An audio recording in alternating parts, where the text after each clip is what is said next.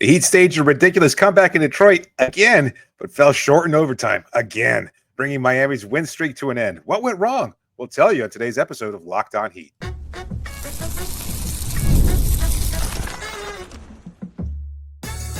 You are Locked On Heat, your daily Miami Heat podcast, part of the Locked On Podcast Network, your team every day.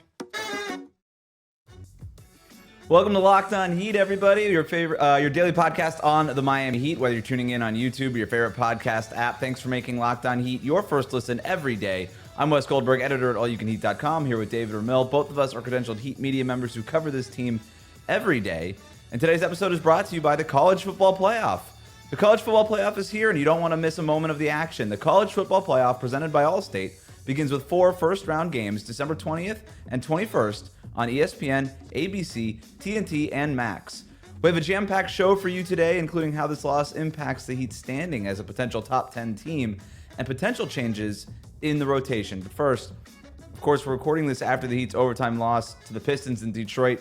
Heat nearly come back from 19 points down. This is one of the crazier games I think I've watched all season long, including the other time the Heat almost came back in Detroit. But look, a 4-game win streak comes to a close. David, what cost the Heat in this game? 3-point shooting. I think it pretty much comes down to that. I think Miami's defense was pretty poor, and they gave up a lot of threes that I don't think we saw them give up over the course of the streak when it seemed like they were tightening their defense. Obviously, they've already flirted with being a top 10 defense for most of the season. And then conversely, they weren't able to knock them down. They shot pretty poorly. Aside from that streak that Tyler had to help carry the team into overtime, they were really bad at shooting the three from everywhere else and at any other point in the game. So I think ultimately that's really what did them in, was a battle of the 3-point, and they lost basically. Lost pretty badly, and it was, kind of showed their weaknesses in a lot of ways, that if those shots aren't falling, they might just not be good enough to compete with teams at a high level. It's a little. I hear what you're saying, but part of me is like, isn't that sort of the NBA in 2024? Was this just a game where the math got the better of them? Detroit shoots 50%, 20 of 40 from 3-point range. Miami 12 of 43 from 3-point range. But you look at everything else they did. The rebounding battle was a little bit different, just because the shot making kind of threw it off. But they force a bunch of turnovers. The Pistons turn it over 22 times in this game. They got 16 steals in this game. They got a bunch of points in transition, a bunch of points off of those turnovers. Despite the bad 3-point shooting, they shot really well from 2-point range. Like, they controlled what they could control, and then they ended up getting back into this game. So I'm almost like, well, was it the 3-point shooting that was the issue? Because they forced overtime and they had a chance to win this game in overtime. So whatever 3-point problems they had, I mean, that's why the Pistons were able to build up a 19-point lead. Like, obviously, all of this stuff is related. But then I look at what they did in overtime, and despite the flurry from Jimmy Butler and Tyler Herro in that fourth quarter, Tyler Herro with 10 fourth-quarter points, finally lighting up the scoreboard when he was just bad the first 3 quarters. Not bad, that's harsh, but couldn't make a shot for the first 3 quarters. And then Jimmy Butler was sensational the entire game. We'll talk about him here in a second. But I thought in overtime, despite the fact that they had done all that to give themselves a chance to steal this one on the road, they got away from their offense a bit. They got away from what worked in that fourth quarter, namely like the Jimmy Butler, Tyler Herro 2-man game, and going to those guys in the pick and rolls with Bam Adebayo. It's like, if not for Duncan Robinson bailing them out with a couple of nice layups in that overtime period, I think that the Pistons just blow them out in overtime. I thought they just got away from their offense there. Yeah. I see, but I think that's kind of my point there, is that their offense relies so heavily on those shots falling. And I mean, that's not just from Tyler or Duncan, who were pretty poor in regards to their overall shooting, but they need contributions from at least one role player, whether it's Kevin Love or Jaime Jaquez or Haywood Highsmith, Drew Smith, etc., Terry Rozier. Somebody needs to step up alongside the 2 starters in Herro and Duncan in order to be able to kind of provide some balance. Because aside from Jimmy, there isn't any other player on this roster that has any kind of offensive repertoire that's consistent enough to provide Miami the offense they need to help them at least be able to keep pace with most teams around the league. And that's where the problem lies. Is, yeah, you're right. It's emblematic of the math in today's NBA is that you're going to shoot a lot of threes, and that's fine. But you can shoot a lot of threes like the Boston Celtics, but you're going to be hitting them most of the time. Or you can shoot a lot of threes like Miami, where you're kind of hoping and praying that they fall. And if they don't, well, you kind of look to somebody else to bail us out, i.e. Jimmy. And if that doesn't always work, then somebody else needs to step up, and nobody else did. This was one of Jimmy Butler's best regular season games in a Heat uniform. 35 points, season high on points. Career high 19 rebounds in this game. 10 assists. We got the triple-double. 57% shooting. It's crazy that this guy's playing like this in the middle of being in trade rumors right now, David. Yeah, I know. Look, a lot of people kind of pointing to the fact that maybe he's trying to boost his trade value or something like that. I don't know about that. I mean, he didn't play against Detroit last time, and we had talked about it in our preview of this game, but he went out there and, to my point, like, he was really Miami's only consistent scorer, in that he could get whatever he wanted whenever he wanted. Like, maybe he was a little passive to start the game, but I think that's mostly Jimmy's overall approach. He had 21 points in the first half. Well, I mean, early on, I mean, like in the first quarter, taking the measure of the game, like, what version of Jimmy do they need from me? Okay, I need to be aggressive, especially when Detroit started building a lead early on, and then he kind of just was able to pick up his offense, attack them. Like, Detroit's defense is pretty good. They had Ausar Thompson starting, and he was, very good at kind of throwing everybody off. I think he did a pretty good job of challenging Herro. Okay, Cunningham did a really good job of challenging Herro. Whoever was on Tyler. Ron Holland was good. It's sort of their version of they're not quite the Houston Rockets terror twins. They're more like the scary siblings, like Ausar Thompson and Ron Holland. Like they provide a lot of length, and just funny, like, teams are putting their ace wing defender on Tyler Herro a lot now. As they should, because you can see what happens. Like, if he's not knocking down those shots and he's not able to get to the mid-range consistently, like, he just seemed a little uncomfortable, because even open shots from three, shots that we've seen him make 1,000 times, he was not in the right space. And so, look, you could just chalk it all up to him having a bad game, but I give credit to Detroit's defense, and they really took them out. Back to Jimmy, though, like, he was the one who was able to do what he wanted most consistently, as you could tell from that final stat line. And so I think he had a phenomenal game.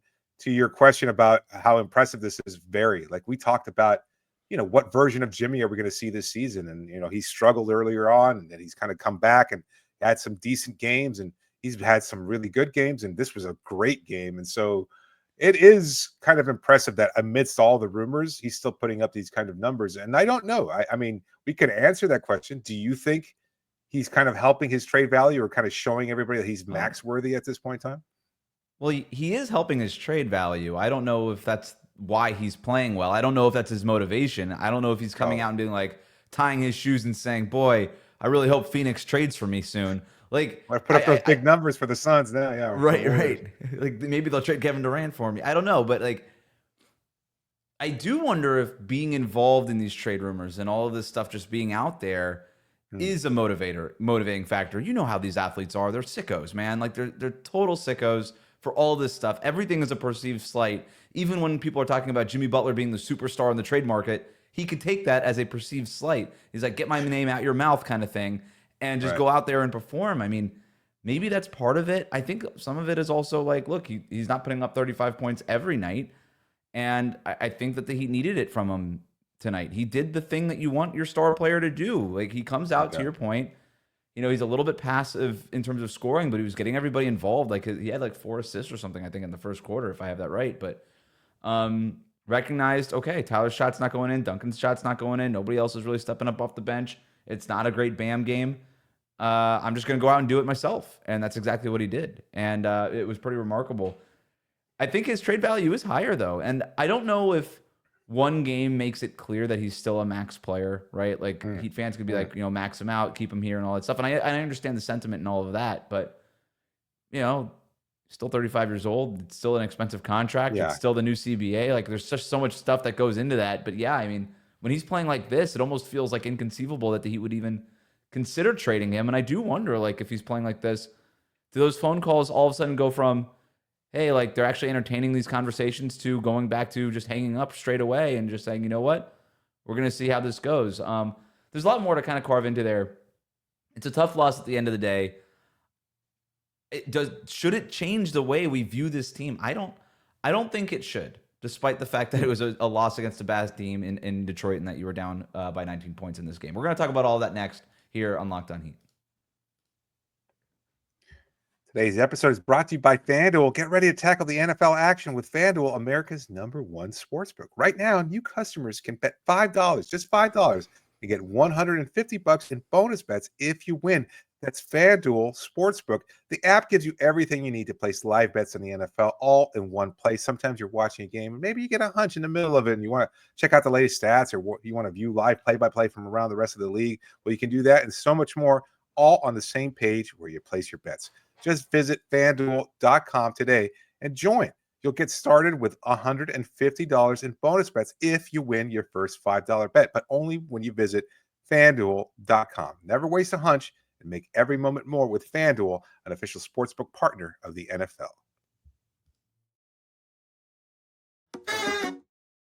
Thanks again for making Locked On Heat your first listen every day. Also, a reminder that your favorite NBA team now is a free daily newsletter. Introducing the Locked On Heat newsletter, one stop for ultimate Heat and league coverage with local analysis and amazing writing from Katie Heindel, Mike Shearer, and Locked On fantasy basketball tips from Josh Lloyd. Sign up for free now at lockedondaily.com. So look, NBA.com does their weekly power rankings every Monday. They had the Miami Heat 10th in their power rankings this morning heading into this game. They still, despite losing this game, they've won 4 out of 5, right? That's sort of the math we could do here. Their next game is against the Thunder on Friday night, so a few days off. But did this loss change the way you feel about this team versus this morning to now? No, it's disappointing. I won't hide that fact. I just also think that my takeaway from the 4-win streak was that they were capable of some good, solid level of play, but that there were still holes that are pretty obvious on this roster, and they needed to be much more consistent for a larger sample size for me to say, you know what, this team actually is pretty good. Like I still believe in this group being capable of good things and things that, might translate into several playoff wins, despite what we've seen from them over the course of the regular season and the fact that the record is just okay. I still am of that mindset, but you would like them to be able to not be in such a deficit against a Detroit team that was missing a starter in Tobias Harris that's been, deadly against Miami in the past, and have to rely on a Jimmy Butler monster game and a furious Tyler Herro comeback in the fourth quarter just to put it into overtime. You're up 8 in overtime, and you blow the game after giving up 3 3-pointers to Tim Hardaway Jr. Like maybe that's just as fluky as anything else, but that's a pretty disappointing way to lose a game when you're up that much and you go on this incredible run and you're capturing all the good vibes. That's something to build off of. And again, maybe it was inevitable and you couldn't really stop Hardaway from catching fire that way as quickly as he did. But it kind of takes away from some of the luster of what we saw over the 4-game win streak and kind of brings you back to earth a little bit. No doubt about it. I still don't feel that much differently about this team. They came back in a game that they had no business being in. They nearly stole this one. The Pistons shot 50% from 3-point range, right? And I know I'm sort of like, I said something, I kind of said the opposite in the first segment. Where I'm like, yeah, you had a chance to take this game. But, if you were to just look at the box score at the end of this one, I still think that in today's NBA, most teams, they just chalk this one up to the math. And halfway through the fourth quarter, their bench guys are just in, and we're doing garbage time. But the Heat battled back. I thought they stuck to their identity. Again, it wasn't like a fluky thing the way that they battled back either. They said, okay, we're going to get to the foul line. They went 22 of 24 from the free throw line. They said, we're going to keep trying to steal the ball. They had 16 steals in this game. They forced turnovers. They scored off those turnovers. So despite the fact that we had this weird math problem kind of throwing this game all out of whack, I appreciated how Miami still stuck to their identity. And that means something. And so, look, I don't feel that much differently despite this loss. I think they're a good team. I don't think that they're up there with the contending teams. I don't think they're one of the top teams in the East. They're not a title contender in my mind. But they're good. They're a good basketball team, and I think they should be out of the play-in tournament and very much solidly like sort of one of these top 6 seeds in the Eastern Conference. That's how I've been feeling about this team, and it's how I feel about them now. Yeah, that's fair. To look at the 3-point numbers and the math, as you say, did they give up a lot of 3-pointers that maybe they wouldn't have or shouldn't have? Malik Beasley seemed like he was just, he's been a good shooter for this season, but a lot of those looks just felt like they were wide open, and then some of them were just like ridiculous shots that he was able to hit, and obviously the Hardaway flurry in overtime. Was it a symptomatic more of Miami's defense or just the fact that Detroit had a really hot shooting game? I think it's a little bit of both, but even when you get these many open shots, you still don't usually shoot 50% on open shots. So it sort of goes, it's sort of both things. I thought their defense in the first half was worse than their defense in the second half, and maybe that's No again just doubt. sort of like, No oh well, doubt. they started missing shots, so of course the defense got better. I thought specifically in that first quarter they were also giving up too many 2-pointers, and Yeah. and then they did sort of lock that up in the second quarter and then going forward. So I think it's probably a little bit of both. I do think to shift gears a little bit here, we need to have a conversation about Terry Rozier. Here are his stats just the last few games. In this one, he ends up with 11 points on 3 of 8 shooting, 1 of 4 from 3-point range, had 6 assists to 2 turnovers, had a little bit of a decent spurt there in the second half, but still like 11 points for this guy off the bench in 34 minutes. It's not exactly what you're paying this guy for or what you thought you were acquiring when you traded Lowry in a first-round pick for him. And then before this, I mean, he had 5 points against Toronto, 14 on 14 shots against Cleveland.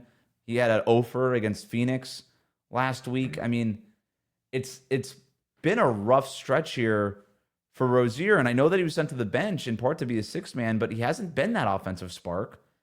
I guess I'm just confused what his role is on this team. He's not a scorer. He's not a facilitator. He's not a defender. He isn't a lights-out three-point shooter and never really has been. So he's just been bad, and I don't know what they're supposed to do with him at this point. Nothing.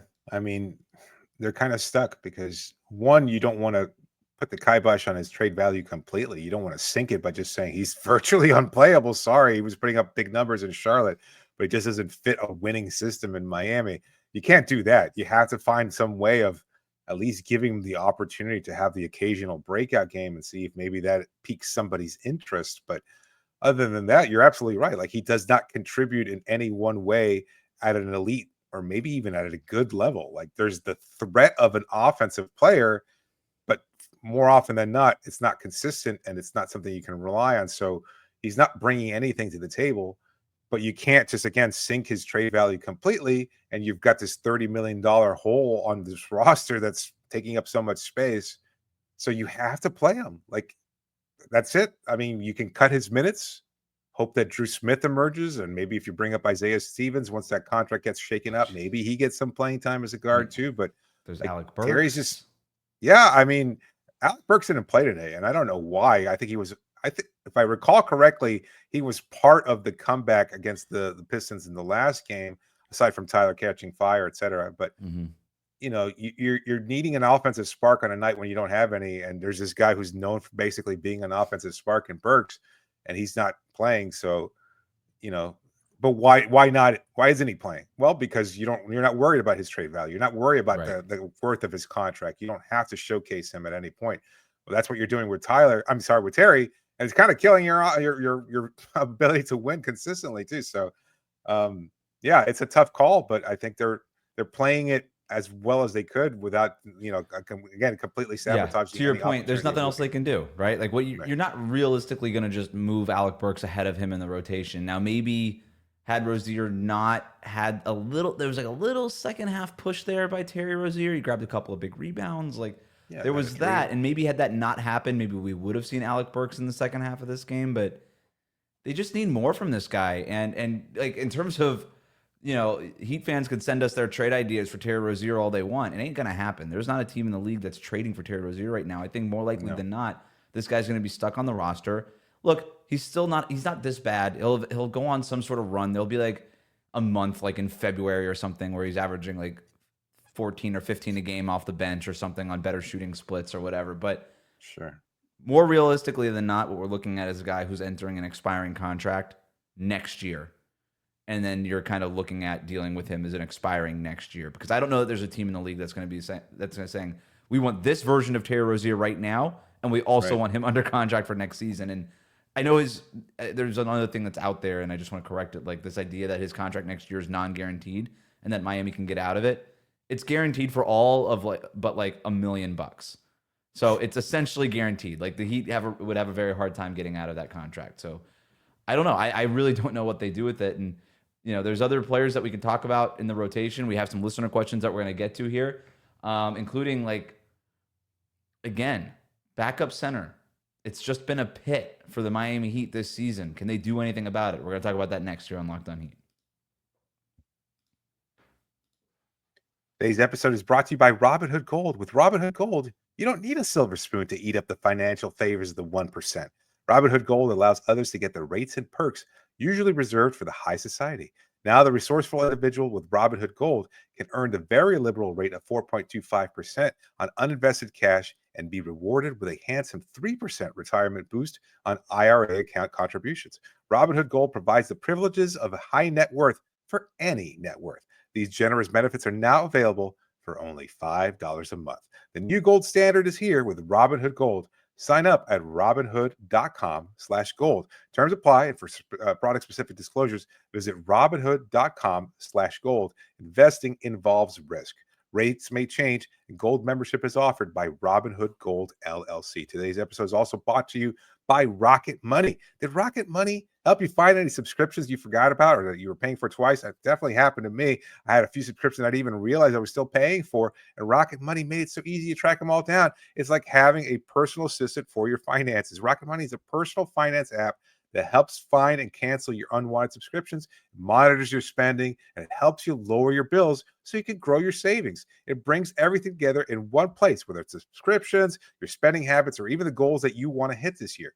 It's the new year. This is the right time to do it. Rocket Money has over 5 million users and has saved a total of $500 million in canceled subscriptions, saving members up to $740 a year, $740 a year when using all the app's premium features. For me, it was one of the best features as a subscription tracker. I used to cancel services I wasn't using anymore. I thought I had a subscription to something I didn't need. Turns out somebody in the family already had one. I've already saved a ton. Plus, with their goals feature, you've been able to automatically set aside money for your future. No more stressing about budgeting every month. So cancel your unwanted subscriptions and reach your financial goals faster with Rocket Money. Go to rocketmoney.com/lockedon today. That's rocketmoney.com/lockedon.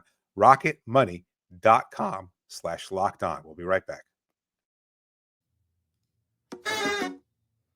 Thanks again for making Locked On Heat your first listen every day. Best way to support the show, like and subscribe on YouTube. Follow us on your favorite podcast app.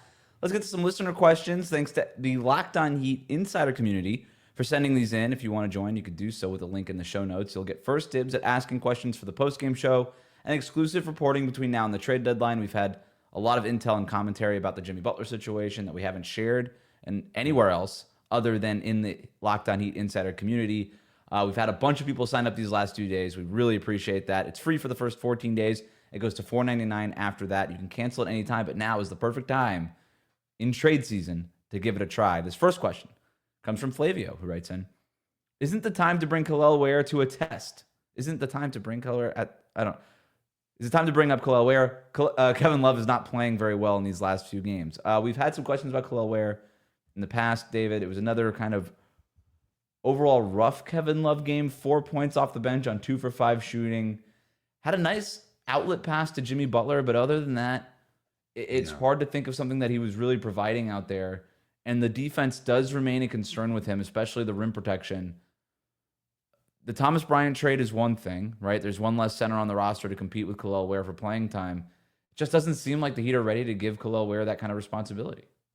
I don't think he's shown anything to earn it either. I mean, right now you're kind of banking on potential, but I mean, against the physical presence of like a Jalen Duren or Isaiah Stewart before he goes out with an injury, like they would have manhandled Ware. Like he's just too underweight at this point. I don't think he's strong enough to compete against those guys. And while he has the advantage of length and size, I think eventually that gets kind of mitigated by the fact that they probably would just push him out of the way, bully their way past him in order to get an easier look at the rim. So I don't think that he should have played. I don't think he could have played. I mean, for as mediocre as Love was, he was probably still the better option. I know a lot of people are kind of hoping, again, show him off or let him at least get some opportunity, etc., so that he can kind of prove that he's worthy of the selection and also increase playing time. But that's just not how Miami operates. They're not just going to put him out there. You've got to show something. You got to go out there and be like, okay, perfect example, Pelle Larson. He's a second-round pick, right? But he goes out there and he's not being blown away. He's not blowing anybody away either, but at least he's able to hold his own. And so while he's out there competing and giving maximum effort, you could at least say, well, he's earned some playing time, at least from the coach's perspective. But when Kel'el's out there, it's not the same story. He's just not able to compete at the NBA level because of a lack of physicality. It's partly that, and it's also just the positions that they play. Like the learning curve Sure. for a rookie center is so much steeper. I mean, you've got to basically be the middle linebacker of that defense in so many Right. ways where Right. you've got to be able to call out screens. The pick and roll coverages and the nuances of Mhm. that are so much more complex than somebody like Pelle Larson, who basically just says, okay, based on the personnel, do I go Attack under everything. or over the screen? Yeah. You know, Right. that's essentially the decision you make. But behind you is the center barking out what side the screen is at, where that pick and roll is going, what all the things that you need to know as a perimeter defender so that you can execute that coverage correctly. And for Khalil Ware, obviously he's just not there yet. And look, I've asked coaches about this. I've asked Erik Spoelstra about this, about what's the part of the learning curve that he's on right now, and I've been told exactly that. It's the nuances of pick and roll coverage. The Heat cannot afford to be bad defensively. They have to be good defensively. And think whatever you want of Kevin Love and the lack of athleticism and the age and the lack of rim protection, all that stuff that's certainly there. But he's a really smart basketball player, and he's not going to make a mental mistake while he's out there, right? He might not be able to execute some things physically anymore at this stage of his career. Sure. But the mental mistakes, like that's not going to be there. Malachi writes in, why does Bam still look hesitant shooting the ball? I thought he had several looks in the second half and overtime that he just passed up, and it resulted in a bad shot by someone else or a turnover. Bam Adebayo, 6 of 12 in this game for 15 points. Took fewer shots than Tyler Herro, fewer shots than Jimmy Butler, as many shots as Jaime Jaquez off the bench. It wasn't the most aggressive Bam Adebayo night, and I know that you and I, talking about this game going into it, looked at Bam and asked like how he would fare in this matchup. I think my personal theory is that he started off the game, I think, looking for his shot early on, attacking Jalen Duren, getting him into foul trouble early on. But as Miami fell into this large double-digit deficit, I think he kind of internalized the idea that, well, we need to be perfect. I can't afford to make a mistake. I can't afford to miss a shot. And so when he has those opportunities, I think that kind of puts the pressure back on himself in order to be able to make the perfect shot. And if he doesn't feel comfortable doing so, unfortunately, he's just at that point in this headspace where he's just not going to be as aggressive as he probably needs to be in order to get himself out of that funk. And so that's my theory as to why he was passing up shots that he might have been willing to take over the last few games and when we've seen him be at his most aggressive. What do you think? I think part of this was just, hey, they were down a bunch of points because Detroit was on fire from 3-point range. And Bam's like, well, we need to catch up. Here you go, Tyler. Here you go, Duncan. Take a bunch of threes. Like he took 3 3-pointers in this game, went 1 for 3. But obviously he's not going to be the one taking 17 3-pointers the way that Tyler Herro did in this game to help them try to come back in this one. While I have you here, this is not a question we got, but I feel like we overlooked this. Tyler Herro hits that 3-pointer at the end of regulation to send it into overtime. No, that was not a foul. As he sprawled legs, he should not have gotten the and one on that. Is that what you were going to ask? That's exactly what I was going to ask. It looked like Cade Cunningham was in his landing space a little bit, but it has to be so glaring at the end of a game to get that call. Especially if he's not, he was so off balance, and we've seen him take those kind of So I feel like he was kind of sprawling his legs in order to generate some of that contact in the hopes of getting that call, and he didn't get it. I'm perfectly fine with that. In fact, I don't think anybody deserves to get that call, whether they play for Miami or anybody else. And so I'm perfectly fine with the fact that he did not get it. That's fair. I mean, that's literally the definition. It shouldn't have come down to that. It shouldn't have come down to that. Like he could have hit the 10 before that, and it probably would have helped his kid a lot more. At the end of overtime too, I know a lot of people are like, why is Tyler Herro taking a 3-pointer at the end of the overtime instead of going for 2 down 1? And it was the only shot that was there, man. Like had he had another 4-5 seconds on the clock, maybe he could take Jalen Duren off the dribble, but there just wasn't enough time to kind of get into your dribble package and try to blow by him. Like it was credit to Detroit. Like their defense was a problem, and they made plenty of mistakes in overtime and in the fourth quarter. But on that final possession, their defense locked in. They took away all the passes into the paint. Duncan Robinson had to throw it to Tyler Herro, and who wasn't even trying to be there. He was it was a bailout, a catch by Tyler Herro, who's just finding a hole in the defense so that Duncan Robinson can get rid of the ball. And that was the only shot that was available. So I know everybody will see on the box score in the play-by-play, hey, they were down 1. Why is Tyler Herro taking a 3 again? The second time this happened this season. And it's like, watch the game, dude. You tell me what he was supposed to do. There was nothing else available for Duncan Robinson in terms of the inbounder or for Tyler Herro in terms of having the ball in his hands. Yeah, I agree. I don't think there was any other shot. And look, I mean, he could have hit it just as easily. You don't want to stifle the incredible confidence that he has, because that's what led to that flurry in the fourth quarter. Yeah. Just hit the same shot. Last question comes from Brian. This one from Twitter. Thanks to everybody who sends those questions in using that hashtag AskLOHeat. Brian writes in, where does Cade Cunningham rank on the current Heat killers list? 20 points, 11 rebounds, 18 assists for Cade Cunningham. Sure, he has been good against Miami for 2 years now. Yeah, it seems that way. You asked me this question, and I had read it before on our Twitter feed, and I don't like it because I feel like it kind of sells who Cunningham is. Like, I think Cunningham's a pretty solid player. He might not be a superstar just yet, but he's a really good player. So I can't put him on that list of like random scrub Heat killers. But he is still to Brian's credit, he did not say random scrub. I think that was I think that was kind of implied in his question. I saw him responding to somebody else, and he kind of was defending that point of view because he's not an all-star. He doesn't have an all-NBA selection, et cetera. And I totally get that. But I still think he's a really good player and a high draft pick, et cetera. This isn't like Garrison Matthews, who was kind of fighting for his NBA life here, or Sam Hauser or somebody like strays. Oh, just white people. Well, Garrison Matthews is number one. I think somebody did it kind of a points per game ranking or something like that, like a PER ranking of like all the players that have been like random scrub Heat killers against Miami. Garrison Matthews was by and large the most deadly opponent that Miami. I think you were in Golden State at the time. I think you were covering the Warriors, and you don't remember it, but there were a couple games when he was playing for the Hawks, or Garrison Matthews. What was it, the Hawks or was it the Wizards? I can't remember what either team he was. Again, it was the Wizards. Kind of forget first. Yeah, it might have been. Either way, like he just went from one divisional team to another just so he could continue to bury Miami with the occasional. He'll end up on Charlotte next year. So Magic, they could use some 3-point shooting. I was just going to say the Magic could use. Maybe they should trade for Garrison Matthews wherever he's at now. I think he's on the Hawks now. I think that's totally fair. If that was Cade Cunningham is a borderline all-star. Like the same push that's going to happen locally for Tyler Herro to make an all-star team. Oh yeah, Detroit's going to be doing that push locally for Cade Cunningham, and he's borderline just like Tyler Herro is. He deserves to be part of that conversation. He's very good. If there's an issue with Cade Cunningham's game, it's that he still turns the ball over a little bit too much. But nobody's saying he's a perfect player, but he's certainly not a scrub. That'll do it for us today. Thanks for making Locked On Heat your first listen every day. Like, comment, and subscribe on YouTube. Follow us on your favorite podcast app.